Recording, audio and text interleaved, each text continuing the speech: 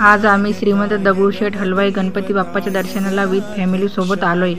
मंदिरामध्ये बाप्पाच्या दर्शनासाठी भरपूर गर्दी आहे। घ्या बाप्पाचे दर्शन आणि म्हणा गणपती बाप्पा मोरया।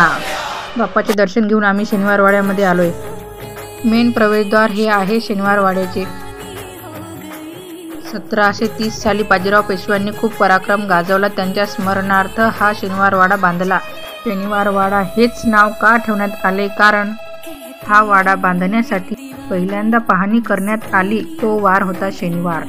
दुसरे म्हणजे शनिवार वाड्याचे भूमिपूजन ज्या दिवशी करण्यात आले तो वारही होता शनिवार व 2 वर्षात पूर्ण शनिवार वाडा बांधून तयार झाला।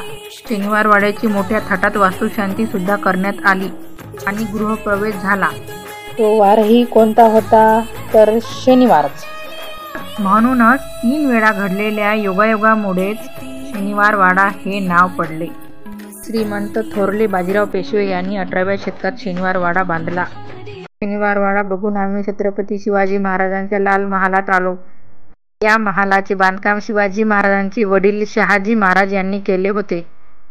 याच महालात शिवरायांनी शाहिस्तेखानाची बोटे कापली होती। या लाल महालातील सर्वात महत्त्वाचे आकर्षण म्हणजे लाल महालाच्या समोरच्या परिसरात असलेले मा साहेब जिजाऊ आणि बाल शिवरायांचे हे शिल्प। बाल शिवबा राजेच्या हाती नागर असलेले स्त्रीला तर खूपच आवडले। मा साहेब जिजाऊंनी लाल महाल जो पुण्यात बांधला होता तो सध्या अस्तित्वात नाही। आता पुण्यात असलेला लाल महाल ही लाल महालाची हुबेहूब प्रतिकृती आहे। लाल महालाच्या आतमध्ये महासाहेब जिजाऊंचे स्मारक आपल्याला पाहायला मिळते व आम्ही नमस्कार करून छान फोटो काढला। Like and subscribe.